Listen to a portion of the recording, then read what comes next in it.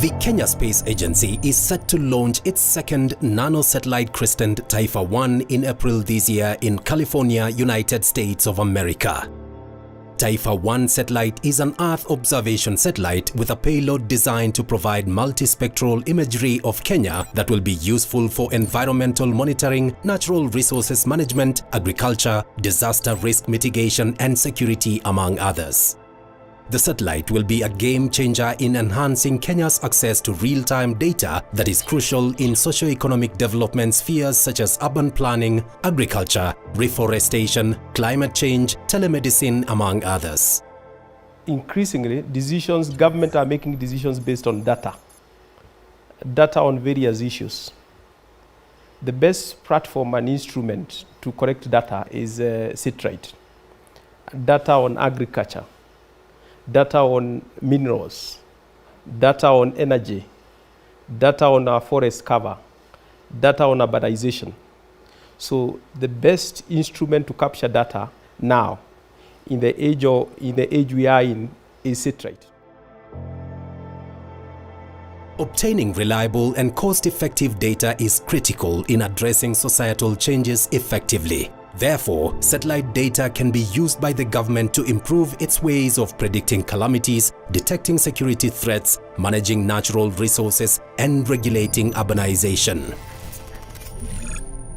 For satellite communications, or generally having data from an asset in space, you need to have a ground receiver station that you'll use to download the data or will be in communication with a satellite. It will be tracking that satellite so that every time it is overhead Kenya, remember this is a satellite that is going around the Earth, and every time it is overhead Kenya, that is the time our ground receiver station is going to download, is going to establish a link with the satellite and download the data. These are imagery data.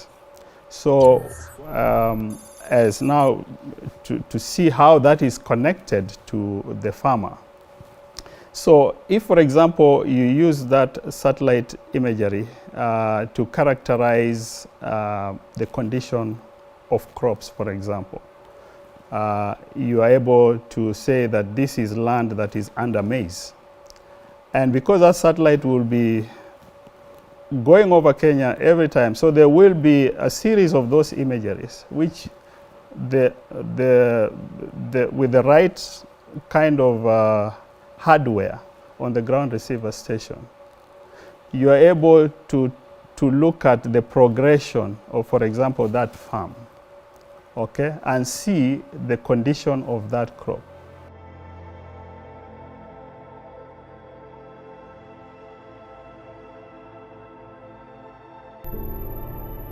To manage all space-related activities in the country, the National Space Secretariat was established in 2009, which later transitioned into the Kenya Space Agency in 2017, following the approval of the Kenya Space Policy, the Kenya Space Strategy, and the Kenya Space Agency Executive Order by Cabinet in the year 2016. The Kenya Space Agency is a premier space organization that was created by the government of Kenya to facilitate the development of space programs in Kenya. The Kenya Space Agency has shown beyond reasonable doubt that it is growing over a period of time. And today I'm happy to report that I think Kenya Space Agency has the potential, has the capacity to be a leader in Africa and in the global world. Due to the miniaturization of electronics and components, satellite technology has become cheaper and more accessible, resulting in nanosatellites having more capabilities while being affordable. The fact that it is affordable means that it is something that we can do without taking too much resources from those critical areas like health, food security, water management, because big satellites would cost a lot of money. So nanosatellites is the way to go, and I think in future where we are going is to have a constellation of them. In international space law, just as we have maritime and air law, in international space law there are treaties or rules that govern how state actors and non-state actors operate or conduct activities in space. So for Kenya, the agency is the one that controls how entities can conduct the activities in space. This is because each object or each act of a citizen or an entity is a responsibility of the country or the government in that matter. The satellite is set to spur Kenya's role not just as a consumer of space data, but also an active player in the quest to strengthen the space agenda.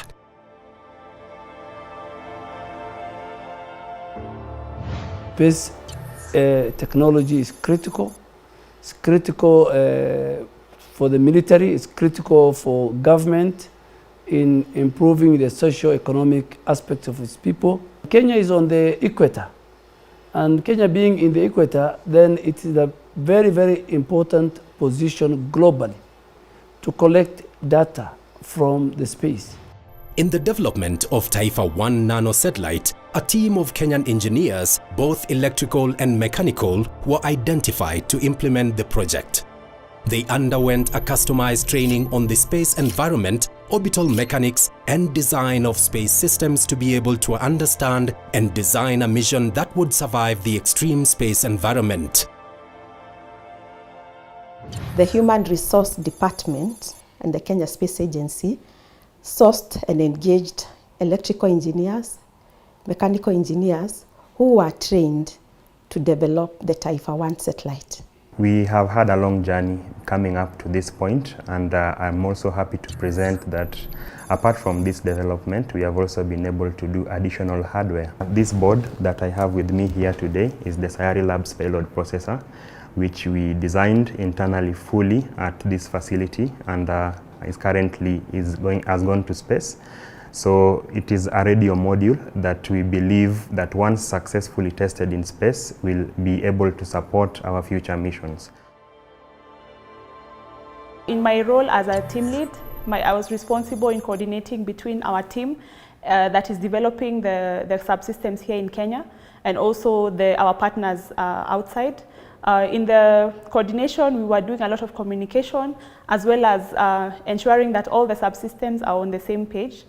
Another component is that we were doing reports where we were able to document all the subsystems to make sure that everything is well documented and can be followed by any team member within the team. Taifa 1 is a 3U satellite. When you talk of a 3U, we say it is in a class of nanosatellites. We have other satellites which are bigger, but for this case it is a nanosatellite, and its dimensions are 10 centimeter by 10 centimeter by 30 centimeter. So when we talk about the structures, we are talking about the frame that houses all other subsystems of the satellite.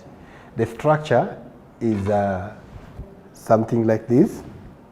So it houses all other subsystems, and the other subsystems include the onboard computer, the communication subsystem, the electric power subsystem. There is the attitude determination and control subsystem, and then there is the payload.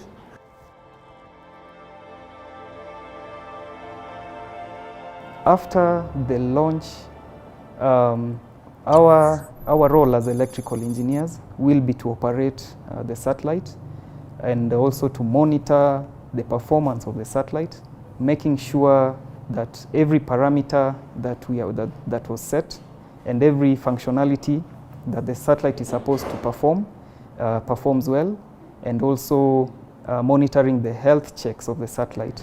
So what I'm in charge of with the Taifa 1 mission is the ground receiving station and applications. What generally happens at the ground applications and receiving station is where we receive the commands all the requests from the stakeholders on the type of data they want, the type of location where they want, and that is where the missions operations also take place. The space sector has a wide array of stakeholders. There is government, who are key stakeholders, because essentially most of the applications, we are not usually the end users. We develop systems which are supposed to inform decisions in other regions. For Earth observation alone, I can say there's virtually a host of users who utilize data from Earth observation.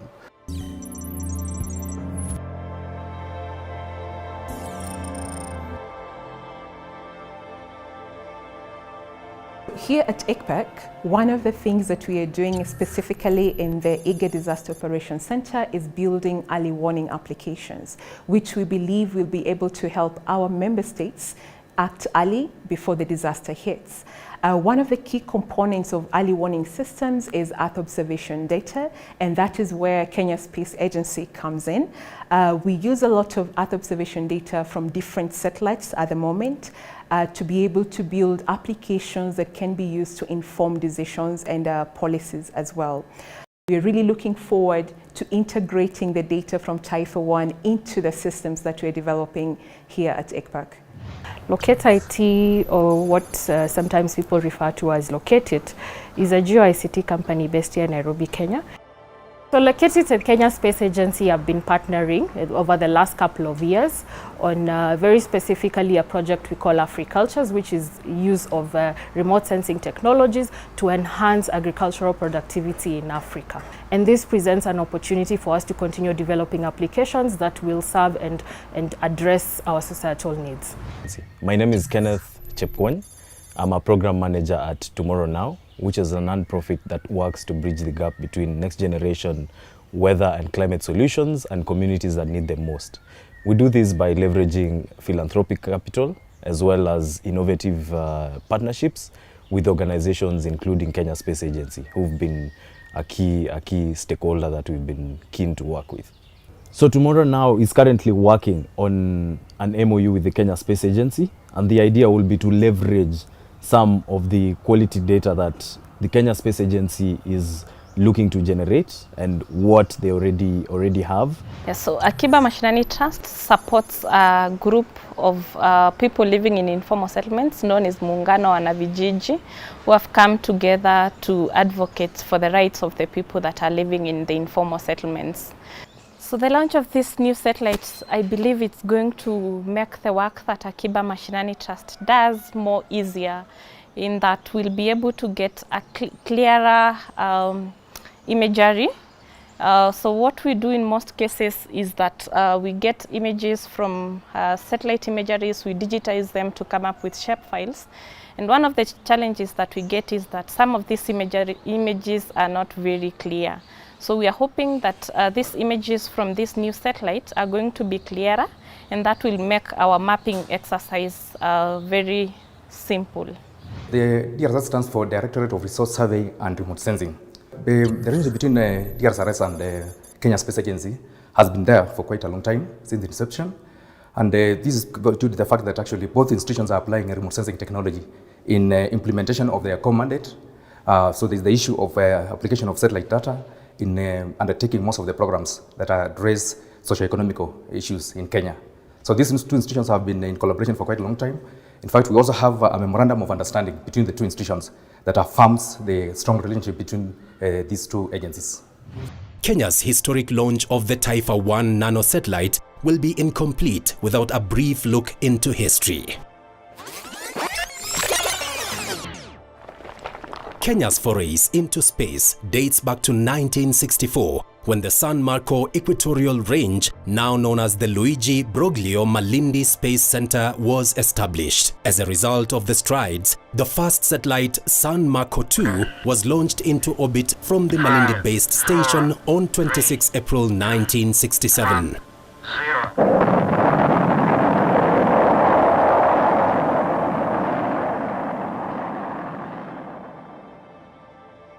Thereafter, the Kenyan space industry has grown in leaps and bounds, totaling 9 satellites and 15 sounding rockets launched in a span of 2 decades from 1967 and 1988 from Malindi, Kenya. Moving up the ladder, Kenya launched its first satellite in March 2018. The 1U nanosatellite, named the first Kenyan University nanosatellite precursor flight, was developed by the University of Nairobi with technical assistance from Japan Aerospace Exploration Agency under the auspices of the United Nations Office of Outer Space Affairs Access to Space for All initiative. The 2018 satellite mission served as a crucial springboard in Kenya's quest to not only venture into space, but also make use of vital data thereof. It also demonstrated great potential of the Kenyan people in design and development of space systems. What we have started with now is mostly capacity building, training and research. And we have a collaborative means of doing this with our institutions of higher learning, where we give them grants and then they develop products that are related to space programs. On the other hand, we also have an outreach program where we reach out to primary schools and secondary schools to be able to create an interest in space matters so that our children can have some motivation, some interest in science subjects, in geography, in technology subjects, in mathematics and science, so that in future we have a pool of scientists and engineers that are able to deal with math and space, because this is a new frontier for all countries and we don't want to be left behind. And for the young children, the young kids, those in primary school, those in secondary school, the young people, they are those who see and talk about space because they see it on TV. Now it's no longer on TV in Western world countries. Now the launch of satellite is now in Kenya. The launch of Taifa 1 nanosatellite by the Kenya Space Agency is without doubt a game changer, a timely intervention to bring the future to the present.